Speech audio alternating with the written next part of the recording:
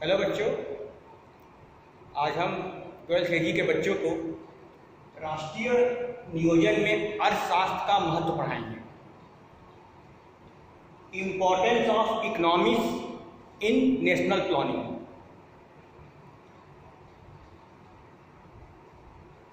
राष्ट्रीय नियोजन में अर्थशास्त्र का महत्व, इसमें एक राष्ट्रीय शब्द लगा हुआ है, एक नियोजन शब्द लगा हुआ है और एक अर्थशास्त्र है और एक महत्व है।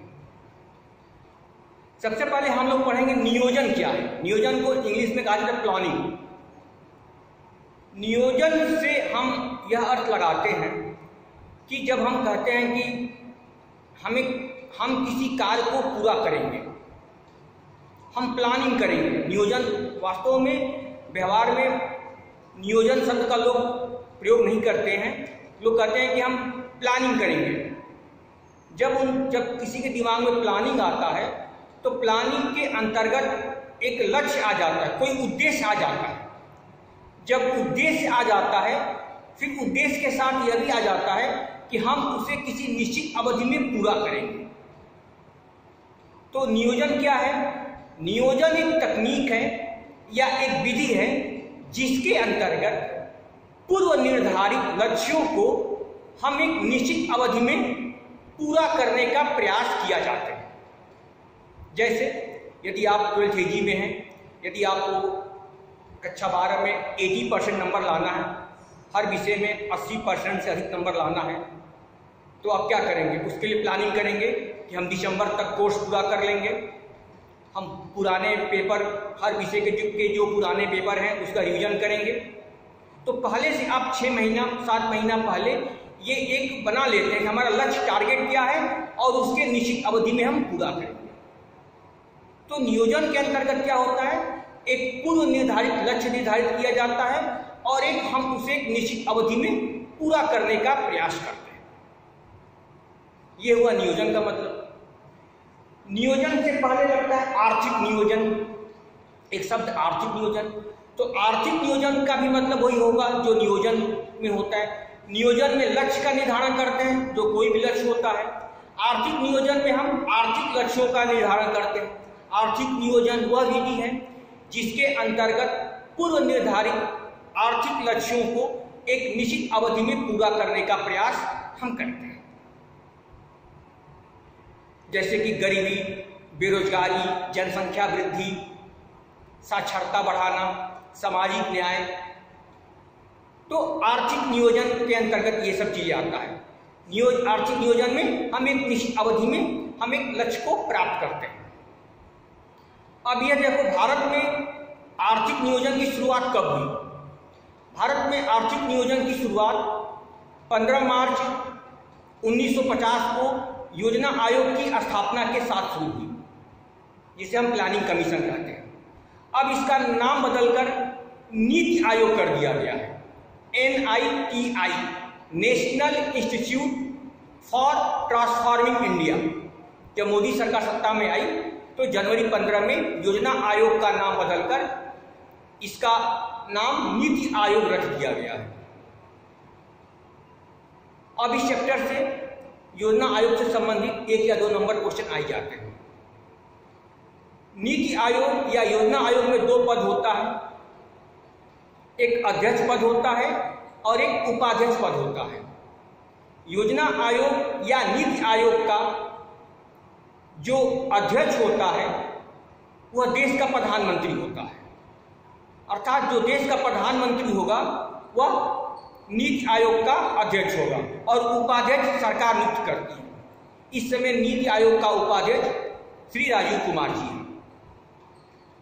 तो परीक्षाओं में कभी कभी पूछा जाता है कि योजना आयोग का अध्यक्ष कौन होता है?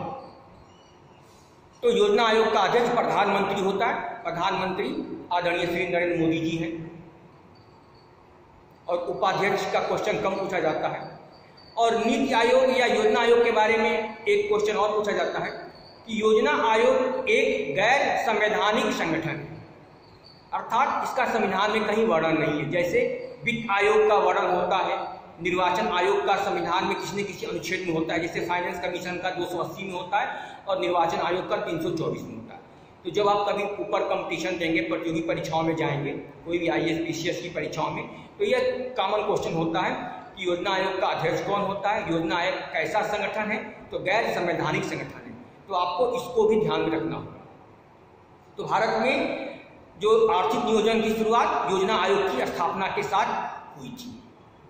जब भारत आज़ाद हुआ, अंग्रेजों के शोषण से मुक्ति मिली, सैकड़ों वर्षों की गुलामी से, तो भारत बहुत ही दीनहीन दशा में हमें अंग्रेजों से आज़ादी मिली थी। कोई इंफ्रास्ट्रक्चर नहीं था आर्थिक विकास के लिए, औद्योगिक ढांचा नहीं था, फैक्ट्रियाँ नहीं थी। भारत के सामने एक चुनौती थी कि कैसे हम 36, उस समय आबादी हमारी 36 करोड़ थी, 36 करोड़ की आबादी को कैसे खाद्यान्न उपलब्ध कराएं, कैसे इनकी गरीबी खत्म की जाए, कैसे बेरोजगारी खत्म की जाए। तो हमारे यहाँ एक पंचवर्षीय योजनाओं का कंसेप्ट शुरू हुआ, जो 1 अप्रैल 1951 को भारत में पहली पंचवर्षीय योजनाएं लागू की गई।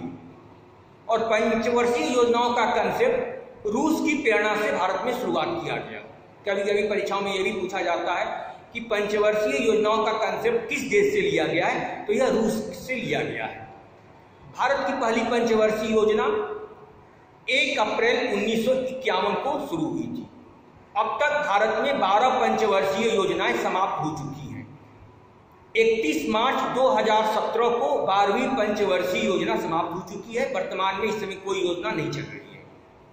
पहली पंचवर्षीय योजना 1951 से 56, दूसरी 56 से 61, तीसरी 61 से 66, बाद बीच में क्या हुआ 66 to 67, 67 to 68 ये गैप था।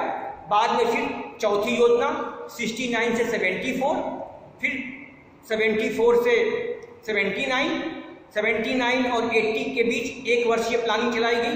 फिर छठी योजना 1980 से 85, फिर 85 से 90, फिर 90 से 91 और 91 से 92 योजना अवकाश था।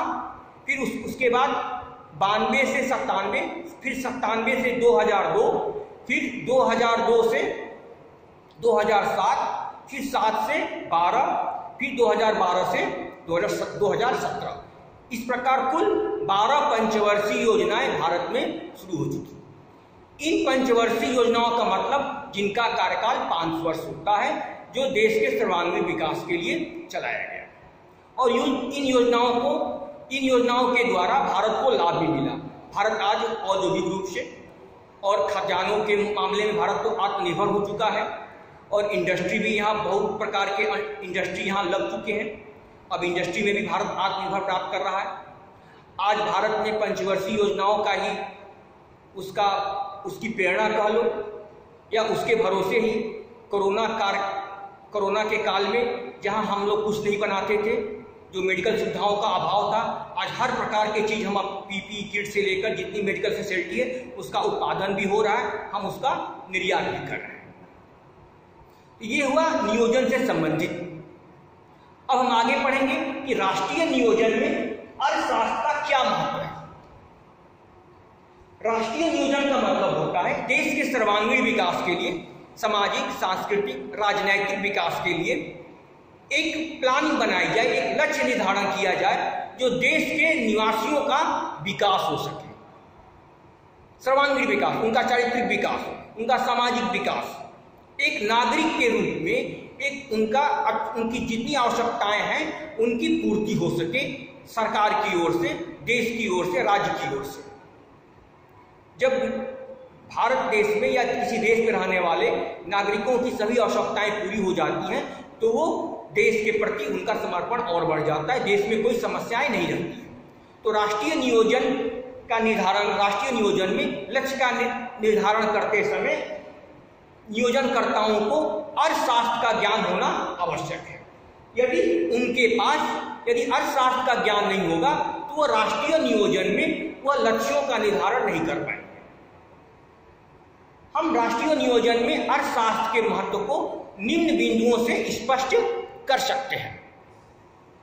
जैसे पहला है लक्ष्यों का निर्धारण, कि राष्ट्रीय नियोजन में किस प्रकार के लक्ष्य का निर्धारण किया जाए। हमने अर्थशास्त्र में पढ़ा था कि संसाधन सीमित होते हैं। अर्थशास्त्रियों के सामने समस्या रहती है कि कैसे आवश्यकताओं का चुनाव किया जाए, कैसे लक्ष्य का चुनाव किया जाए। उसी प्रकार देश के सामने भी यह समस्या रहती है कि हम कैसे सीमित संसाधनों से हम आवश्यकताओं को चयन करें। तो जो आवश्यकताओं को चयन करने की कला है वह हमें अर्थशास्त्र के द्वारा ही मिल सकती है। तो एक नियोजनकर्ता को अर्थशास्त्र की पूरी जानकारी होनी चाहिए। बिना अर्थशास्त्र की जानकारी के वह अपने देश के विकास के लिए वह लक्ष्यों का निर्धारण नहीं कर सकता है कि हमारे सामाजिक लक्ष्य कैसे हैं, सांस्कृतिक लक्ष्य कैसे हैं, राजनीतिक लक्ष्य कैसे हैं, आर्थिक लक्ष्य कैसे हैं। इन लक्ष्यों में सबसे अधिक लक्ष्य आर्थिक लक्ष्य होते हैं, क्योंकि आर्थिक लक्ष्य गरीबी, बेरोजगारी, ये सब जनसंख्या वृद्धि, ये सब जितने लक्ष्य हैं, यदि ये पूरे हो जाएंगे, गरीबी और बेरोजगारी खत्म हो जाएंगे, तो अन्य लक्ष्य अपने आप समाज में खत्म हो जाता है।